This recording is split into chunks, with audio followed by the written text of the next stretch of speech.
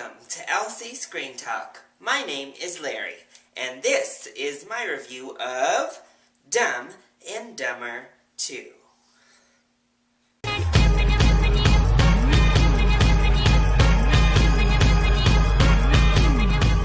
If you didn't already know, well, now you know. Hollywood is fast running out of ideas when 20 years after the original, we're given a third part to the Dumb and Dumber saga. A part that nobody really asked for, and after seeing this film, I can definitively say nobody should go see. But let's go ahead and start on the few positive things the film does. Okay? So, obviously, this is a comedy. And I have to give credit where credit is due. There were several good laughs in the film. Several moments and several gags that got genuine laughter from me and from other members in the audience. So, thumbs up for that. I was entertained for a few minutes throughout the runtime of the film. So, if it can make you laugh at all, I guess it succeeds as a comedy at some rudimentary level. Also, I thought some of the performances were nice. Jeff Daniels especially just continues to impress. I think he just seamlessly disappears into his role. I thought Jim Carrey was pretty good in his role, I guess, as well. And Kathleen Turner, I thought was funny. So there were some alright acting casts as well. And honestly, that's about as far as my positives go for Dumb and Dumber 2. So let's just get in to where we really need to be. And that's the negatives. My biggest complaint with the film is that it completely lost the original intent and the original atmosphere of Dumb and Dumber. And when you lose that original feeling that made people actually enjoy the first one, you are setting yourself up for disaster. This film really set out to make our two main characters completely unlikable. Our first film, they were dumb, but they were lovable, and there was a heartfelt story underneath. This film, that's all gone. There is no heart in this movie. Absolutely none. Zero. The story has a very malicious undertone.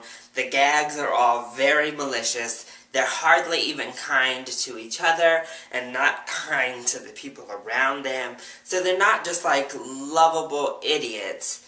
They're just stupid, not funny, and unendearing people. So you don't even really root for your two main characters at all. You laugh at some of the stupid things they do, wonder how these two people would even be able to function in society properly, and worry for the people that are around them and that their safety is at serious risk. So, when your main characters are just completely unendearing and you have no heart in the entire story, it's really, really hard to make a movie that people enjoy. Especially if 90% of it isn't very funny. And that's the other part that really makes Dumb and Dumber 2 suffer. I did say that there were some good, hearty, actual authentic laughs in the film, but they were far and few between. And when we weren't actually laughing, you were shielding your eyes because it was just so gross. And the film went for shock value over and over and over again. It was like a spoof, but wasn't a spoof movie. And that's really not what you want to be compared to, is a modern day spoof. It was just gross. The things they did were disgusting. They weren't funny. I guess if you're into that gross out humor, you might think this is a hilarious film. I personally did not like it. Again, I enjoy some little bit of intelligence, at least a little bit of intelligence, with my humor. And ideally, I love intelligent humor altogether. And that's been my problem with most comedies this year, is they're just plain stupid comedies. And Dumb and Dumber 2 is the stupidest, not just comedy, movie I have seen in 2014.